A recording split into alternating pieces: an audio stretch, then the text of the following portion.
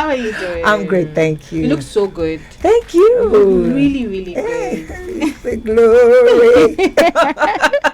Thank you so much. So we're having different conversations off radio. Then of course, at some point, I'm going to bring on radio. But let's start with your album. Okay. The Misfits. Yes. Tell me about that one. Why that title? Because of the genres, different. Like it's a fusion album. Initially, when we at the early stage of 2022, you know, at my management and the rest of the team, we just said, you know what, let's challenge ourselves and bring out 3 albums in a year. And for us, it was really more about building a legacy. After a while, it's not just the awards that really sustains your career. You get. Yeah. So the third one was supposed to be like a mixtape of stuff I had done years before that really didn't quite fit in any body of work, you know. Okay. So that's where the Misfits started. Hard drive record. Yeah, Nari hard drive record. Yeah, she gets it.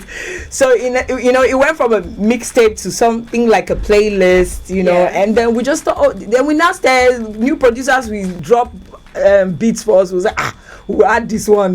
You know, I did something with Sess. I was like, never, it's not going to happen. This song must join the Misfit. And then I said, you know, somebody sent us something, and my manager was like, the band should be sweet on this song. We're like, let's do it. We went to one church event, and one of the music directors of the church, you know, I watched the way he produced the choir and everything. I was like, this guy would be great to work with. And my manager had a song called that's the bigger that you just played, the chorus. You know, so he played it for me. He had sang it to me, and I was like, this guy would be mad on. He said, you know what? Let's have a conversation with the guy. So Misfits came from being a hard drive record playlist to that and an album. Yes. So that, I feel like that's why it's the Misfit. It's just a fusion of different things. Yeah, absolutely. So of course, when someone says, "Oh, this person is a misfit," you understand? Yes. It feels like a misfit is someone who doesn't quite fit in. Yes. Yes. So I was thinking that when I saw the title of the album, The Misfits, right? Yeah. I thought you were referring to yourself. In a way, I don't quite fit in. No, that's not true. I don't quite. It's not true. You know, the thing is, let me tell you why I say I don't quite fit in. Yes. Many times people like to define the artist by maybe a genre or, you know, but unfortunately, I'm not one of those. But for the longest, a lot of people refer to WAJE as an R&B singer. But if you check, I wasn't really R&B. I wish it's not R&B. Coco Baby is not R&B. Onye is not R&B. And Grind featuring Burna Boy is not R&B. So I know how to do R&B music. Yeah. But I also do well in high life. I also do well in reggae. No West is not R&B. It's full Afrobeat. You know what I mean? So that's why I call myself the Misfit. I'm not one to be boxed. You can't box me in a genre. Music comes to me in different interpretations, different ways. However, the communication needs to be delivered to the audience. I carry it. I don't really sit down and maybe if a reggae song comes and I start thinking, okay, how do I fuse it to make it R&B?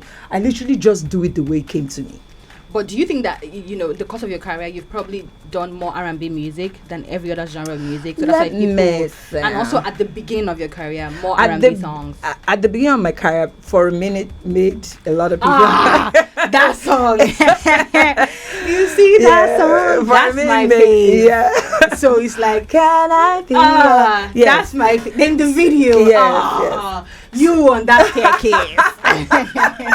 Wearing my atapo, by the way. Bro, you had to mention that dress. You know, that was one of the first, because that was the year Maya Tafel left being a director in Guinness. Yes. To being a fashion designer. So I remember I was traveling to SA that night. My flight was that night. I was going to shoot the video, and we were at Bobby's hair salon in Ikeja, and that was where Amai came to. Maya Tafel. Okay. So he came there to fit me, and as he was fitting, he had his scissors. And it's such. I wish I documented this thing. Yes. I swear, because look at mine now. He's such a global brand, you know, and to think that at that time, Uncle Mai was still trying to find his feet in the fashion industry. Like just a couple of days ago, I was at his fashion show, and the fashion pieces were ridiculous. No, leave down. If not that one, they just leave down for my Tafel. You know, so you know, and it's such a beauty. He's always been part of my career, like literally every groundbreaking moment that I've had. I'm either wearing my atafo or literally like my very first performance with Lyra on Mountain, I was wearing a my atafo suit. My very first job as, you know, the voice coach first season, during the blind auditions, I was wearing my atafo. My award, the first time I won best female vocals Headies, I was wearing my atafo. Like, he's literally been part of I don't know him, but it feels like we need to revisit this conversation. He feels like he's a very cool person. No, he is. He is, and we're from the same town, same village, so he's my big brother, literally. Aww. Yeah, so cute. And Mom was at the fashion show too. I was supposed to be there, but I can't remember. I know something happened. I was supposed to be there. Anyways, it's so cool to have all of these stories being told, and like you said, I feel like there's so many moments that we probably missed out on, or we probably might never see from veterans like you, because back in the day, people were not very big on documentation of behind the scenes.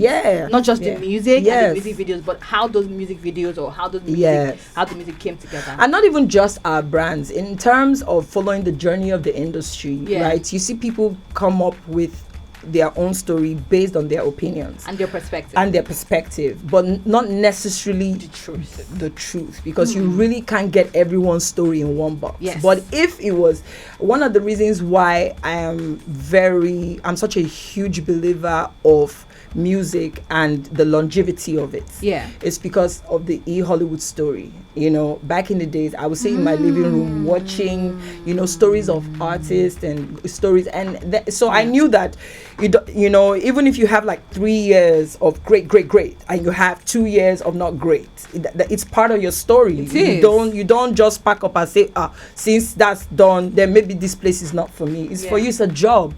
So you always have to find ways to evolve and, you know, keep reinventing yourself. But I only started getting that because I used to I did watch Hollywood story. I will watch. So,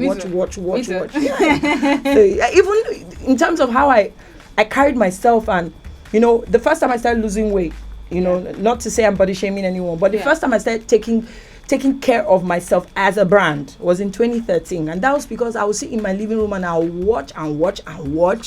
So I was like, okay, if I'm not comfortable, because I never used to be confident about myself. So I was like, okay, if I'm not comfortable about me, then I can. There you go. It's my life. I can do whatever. There you go. So I signed up with Uzi, and the first few months. Hey. How did you survive that? I even injured my knees. But I lost about 5 kg, and, you know, and I still, you don't even want. I still have the dress that I wore to the first event I went to, Praise and I was not wearing gedu. Maybe I'll post the one. You should. I was like, hey, I'm not wearing Spanx. So I can do this. I've blow. But that is confidence on another level. And the truth be told, you decided it wasn't because anyone put pressure on you. No. It wasn't because you were trying to be anybody else. It was you looking at yourself in the mirror and saying, I could change, and I wanted to do this, and I think I'll feel better in my skin if I did this. Do you understand? So it was more for yourself. It was more for myself, but it was also, you know, it's what we do for a living, regardless of the space that you are in the media, right? What we do for a living is such a sacred, amazing place, because you inspire people to do things that they never thought they could do. Imagine if I didn't watch those things. I would never think that I could change or I could work on myself. At some point you know, so sometimes we do things and we just look at it at face value, like, oh, they sing, I'm an OAP, but you're right there and you're affecting someone's life who is looking at you and like, this person did this, okay, I'll try my best. And every time you try, you realize, you can always push the boundaries and push, you know. So I am shout out to everyone who does what they do. So there's so many sides to WAJE that I feel like we don't see and that we don't know about. So when, like we said, you were talking about people putting you in a box when it comes to like the music and saying, she's an R&B singer, or she's a veteran when it comes to R&B in the music industry. But I also feel like there are sides to you that people don't see, and maybe because you don't show. But maybe because of the space that I am in and the kind of person that I am, I see certain things that I maybe just run into and like, this person is this, this person is that, this person is that. Yeah. I'm going to give you an example now. Okay. So, I know that you follow Diary of a Ninja Girl. Yes, I do. I know that you comment on her posts. Yes. I know that you're vocal about things that concern women. Yes. Because I see your posts and I see you comment on them. I'm like, wow. Yes, I am. WAJE is this person. Yes. But you don't show that side of you. So I used to, but wisdom is profitable to direct. You understand? So I used to show that a lot. Like all my conversations were about women and children. Every time you heard anything that I had to say outside of music, every time I collaborated with an organization, an NGO, it was basically women and children. Yeah. But for me, I think that there has to come, you have to bring balance to it, in a sense that I also have fans who are men. Of course you do. Do you understand? And I'm also a brand who should speak for everyone. You understand? Because especially in this age and time, people don't really understand the whole concept of feminism. People feel it's an attack to the male because people have overstretched it. Some people have literally taken that conversation and made it something else. You understand? So for me, I'm just being, in my own opinion, I'm being careful and wise to know when my voice is needed. And my voice is needed at the important topics like education, like empowerment. You understand? Employment, equality, gender-based violence, stuff like that. You will hear me and you hear me loud. Yeah. But on a post, I might not necessarily. I just put my opinion and I'll move, because it's also very important to recognize that as a voice, you're a voice for everyone. So you have to be wise when you use your voice. And just find balance, basically. There you go. When people talk about how, sometimes people can be very extreme in conversation that maybe feminism, I'm like, I hear that and I understand that, but I also think it's everything. Some people are extremists when it comes to religion. Absolutely. People, do you understand? Everything, yes. We'll always find those people who push boundaries and they use certain things as an excuse to do certain things. Absolutely. Don't mean that thing is the reason why you're doing it. It's just who you are. Yeah. Back to the misfit. Why Ice Prince? And how did you get the band? So over time in my career, I've worked with people that I absolutely love and people I have a relationship with. Yeah. So Ice Prince and I have been talking about this for years and we never really had the opportunity to do it. Yes. So when we heard the song, we were like, okay, we felt he was fit for it. So we sent him the song and his response of whether he liked it or not was his verse.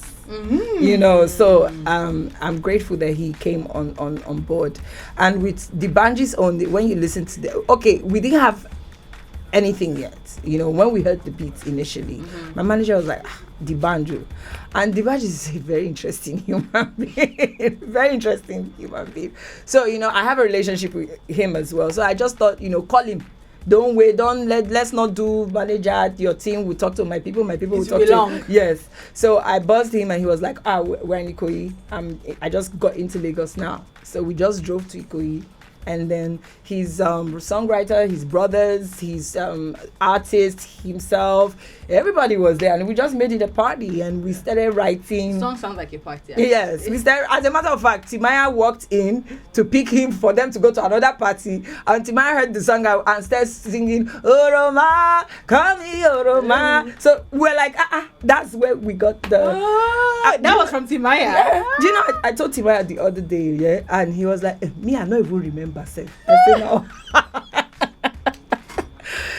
So I always like working with people who have the same energy as mine because it's as much as it's a job, but at the same time, let's enjoy it. Yeah, you have to enjoy it so you can put your money where your mouth is, or you can defend it more like, So when it's time to release, I'm not chasing you. To do that because remember, I'm the record label, I'm the artist, I'm the Ifenini, yes, I'm literally everything. So we don't want situations where people feel obligated to because or maybe WAJE. But when there's honor, you honor me and I honor you, and mutual respect. Yeah, it's a no-brainer. Yes. You always get the best out of people. So being the Ifenine, what do you call it? Ifenine, everything. Being the Ifenine, how is that for you? I have a great team. Literally, I have a great team. So they make it easy. They make it... I don't think, initially when I signed to my new management, I said new because it's my latest management, but we've been working, we're getting to our third year now. And I used to tell people that I have never really, that's why I'm starting the hub I told you about. I've never really felt like what it is like to have a good team. Do you understand? And it's draining. Very draining. Very draining. There was a time that I couldn't write for almost 4 years. I could not. I'm going to go to that part of your... Yeah, I couldn't because I was taking on too much. I'll be in charge of the finances. I'm in charge of the production. Marketing. I'm in charge of I was taking on too much. But when you have a stable team, there's structure.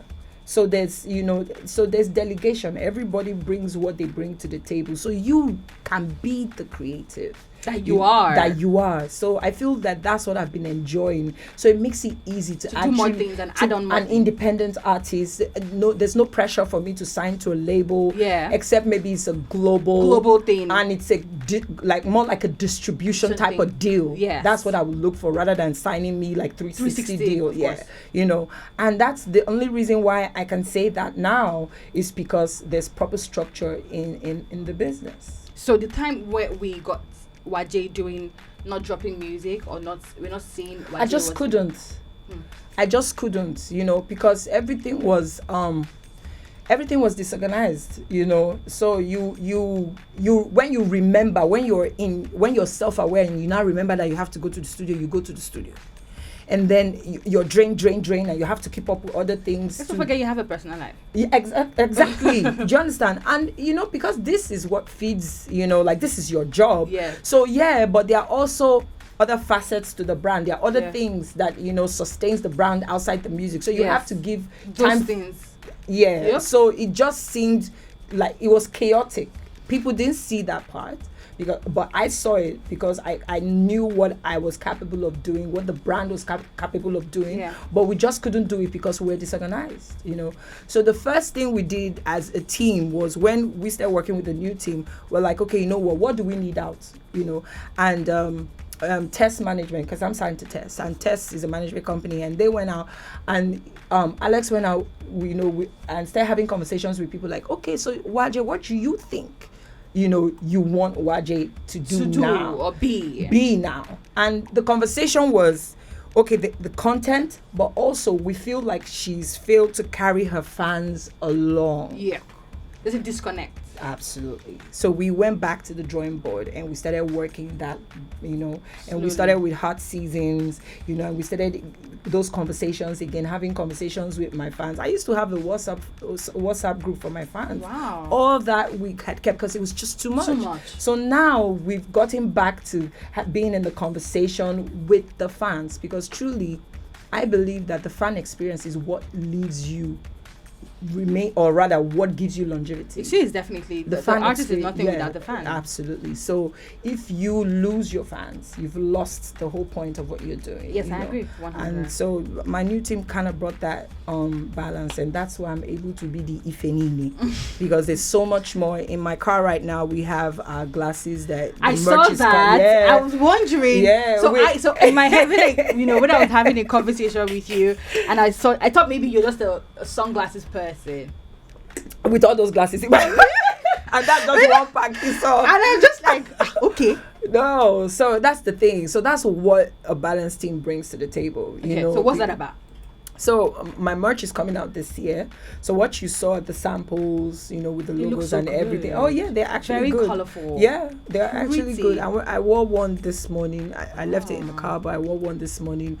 At home, my daughter, friends, everybody has been saying, "Now me get this one." I say, people should leave my product alone. They look so nice. Yeah. So and there's the WAJE activewear that's going to come out. There's so many things we're doing. We talked about the hub as well. We're going to talk about that. Yeah, so that's what a structured environment gives you. It gives you the opportunity to be much more than just your music. I agree. Structure is super important. It allows the creativity to come out. Yeah. Speaking about having these sunglasses in the house and your daughter saying this is that, yeah. What do you love the most about being a mom?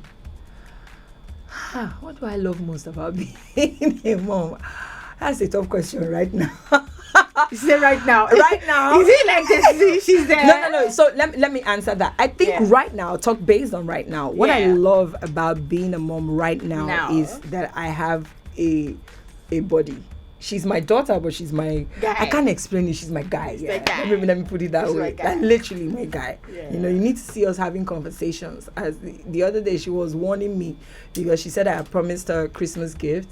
And now she's old now, so I don't, it was before. It's 25th is coming up. We have to put this under the tree. We have to do it. No. But now she knows they're not under the tree. I know, guys, I stress myself. So I promised her that I was going to get, because she loves jewelry. So we always do a mom and me jewelry. Okay. So the last one I got for her, she lost it. Yeah. And now she's telling me to buy the same thing again. I'm like, oh, please carry your cross. So I think for me that's the beauty of being a mom, is just seeing God's creation, and that was through me. Like, it's very humbling. Yeah, I created that. Yes. And when she's living and breathing. She's so eloquent, she's very intelligent, she's very self-aware. So when she talks, because I hadn't seen her for over a year until she came on the 1st of January. So just, so it's just been phone and everything, and I've been busy. She's been busy. And she came back home, and I was just, as a mom now, trying to poke and prod just to know what's going on. But, her conversations with me were so, interesting. You're like, okay, I did well. And I would say it in front of her, I'll just remove my face and smile one very big smile. Like, I did well. No, they hate myself. Yeah. I'm the hailing there. I say, God, please, I'm ready to produce another one. No, joke. Wait, you don't want to go down that road again? I beg.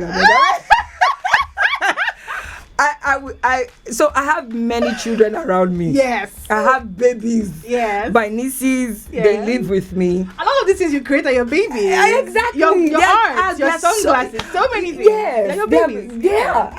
They are. Then Omami's kids, our first daughter is my goddaughter. Yes. So if it's children, my manager has 2 sons. So if it's boy, I'm looking for her. You have that one. But I would say I've learned to say never. Say never. Yes. Even though in my closet I tell the Lord that Master Jesus. No.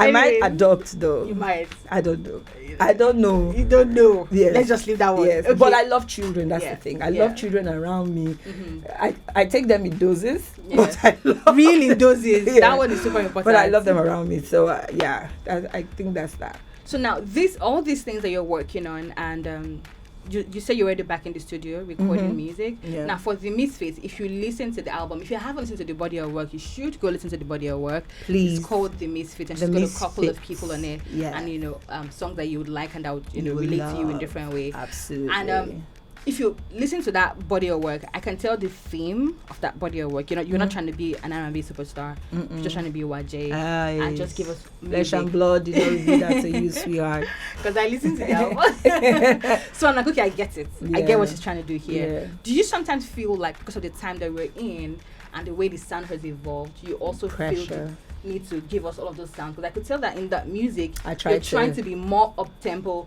you're trying to be more in tune with what's going on in the time and the kind of music people are listening to right now. Yeah, I feel I won't call it pressure. I think it's a challenge, and I'm one who's open to challenges. And trying new things. I think that's what makes you evolve. But the crazy thing is, this is who I've always been, So there's a song that was in WAJE 2.0. What's the song again? The one that you really liked that had the Ghanaian feel. I can't remember the name. I did that song in 2020 with Lyric. It was produced by Lyric. Yeah. So, and at the time I did it, if people heard it, they would think, oh, is WAJE trying to be new? There's songs that I've done that years are ago, like 2016. I did them in 2014. That are the sounds of today. So, but it's because it never came out. People don't realize that, oh, I've always been this person. WAJE on this Misfit album was done in 2020, I think, or 2019. You know, so that's the thing about music. Is such a, what's the best way to describe music? Music is so powerful that when it comes, it transcends time. Yes, it does. You know, so yeah, great. When I think it's the producers that have the ability to make it more today or last year. But sometimes when it comes. If you listen to Grind featuring Burna, I promise you that if you play that song now, it still feels like stuff that came out now. But that was Burna then, and he's still the same Burna now. You know what I mean? Yeah. So I feel like these are the things that, you know, people need to start recognizing when they define their brands. Don't put yourself under the pressure to be only identified with this. What you've been given is so sacred and so powerful. You can do so much more. You can do so much more. So enjoy it. You know, if you listen to Adele, right, you realize that what Adele has successfully done is not tying herself to a genre. She's tied herself to a concept, and it's her voice and the instrumental and it's sound. So you know the Adele sound. Yeah, so you know her sound, you know the concept of the Adele sound. You know, like there's a fire is not R&B. Do you understand? When you listen to the percussions, it's not R&B. You get what I mean? Yeah. So she's literally just told herself that I want to be able to, if tomorrow I evolve and I want to do this, you will tell the Adele effect. But the Adele effect is still, despite the fact that she's more about the sound, we know that there's a particular tempo that we're always going to get with Adele. Not necessarily, because if you check, every time her song comes out, she always does a remix with pop. Yes. My point. So it's the effect she gives. That's what she wants to register with the fans. The voice. Because and her aura, the message, the beauty of her voice, the beauty of the melodies. She wants you to sit back and just be traveled in the sound. Lose yourself in the sound. Lose yourself in the music. Not necessarily checking. I know how many times I've listened to Adele in the club when it's remixed. Yes. And they're playing. It's a DJ version you go to a festival and it's a rave and they're playing hers and her tempo is more than mine. Yes. Do you understand? So I feel like sometimes we kind of box ourselves in those places and just appreciate and enjoy the sound and the music, and it might come to you differently. So I think that, you know, maturity in the music industry has also helped me, because there was a time I was like, if it's not this sound, I would die inside. But now I'm enjoying myself. First of all, I have nothing to prove to anyone at this point. So I'm just literally just having the ball and enjoying myself. You are definitely enjoying yourself, and I've been looking at your makeup since. Did you do it yourself? I did it myself with powder. This place is so fine. Any mirror? Let me see. It's my theory. It looks like it's matching with your nails. It's just so I have no foundation or concealer. I just did powders this morning. Then I got this shimmer. It's so fine. So what it does, it kind of helps illuminate your skin. So when you don't want to have heavy makeup, just do that. It's so fine. Then eyeliners, just mascara, you lip so gloss. good. Oh, good. Please tell me about this hub. Increase my money. Tell me about this hub. So my music and her, which will be out this year, something that my management and I have been working on. Yeah. And initially we started the conversation. It's called My Music and Her? And Her. Okay. That's the first, because we're going to evolve as everything does, you know. So initially when we started, I wanted a school. A vocal school. But we need that in Nigeria. So my music and her is gonna have classes that cater for that. Okay. You know, we wanted to do it virtually, so we even have our syllables models. And our models and everything. But the conversation changed when we started thinking about affecting more people positively, you know, and taking from my story, my life, what I have lacked or what I thought I had lacked over time, you know.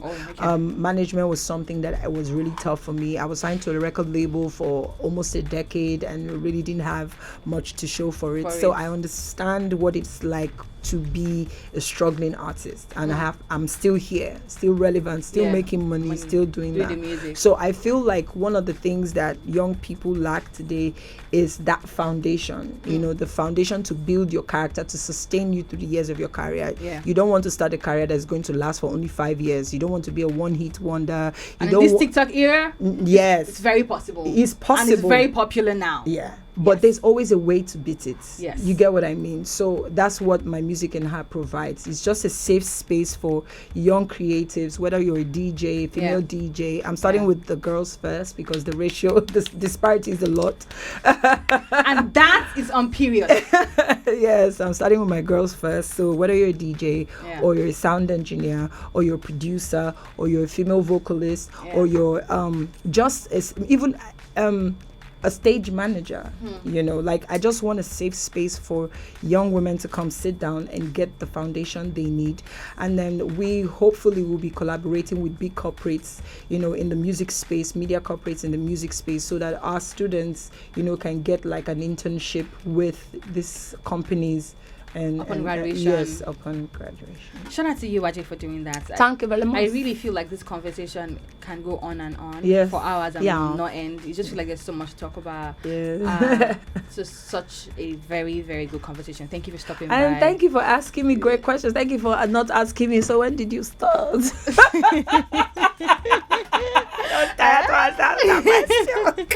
I am looking forward to this hub because we cannot even deny the disparity and how much more women need a head start, because there's already an imbalance that needs to be closed up. And for you to be able to do that, we've seen WAJE be so many things. We've seen WAJE the R&B singer, we've seen WAJE the woman who can do so many things in the music space, we've seen WAJE the voice coach. You did really amazing as a judge. Thank you. We've seen you now as an entrepreneur, where you've always been that though. Yes, but I'm looking forward to this sunglasses you're dropping. There's so much side to you that I would really, really love to see more of in 2023. I'll be louder this year, I promise. I really need you to be louder, please. I'll be louder this year. Very much louder. Very much louder. You will be tired. More documentation of behind the scenes. Yes, so I agree. So that the stories can be told. So that when you're telling your stories, no one is retelling your stories. So you tell your stories by yourself authentically. Melody's my new best friend. All right, thank you so much for stopping by. We're wrapping this up. Go check out that body of work. It is titled The Misfits. And yes, trust me, going forward, everything that WAJE is working on, I'm going to tell you about it on the show.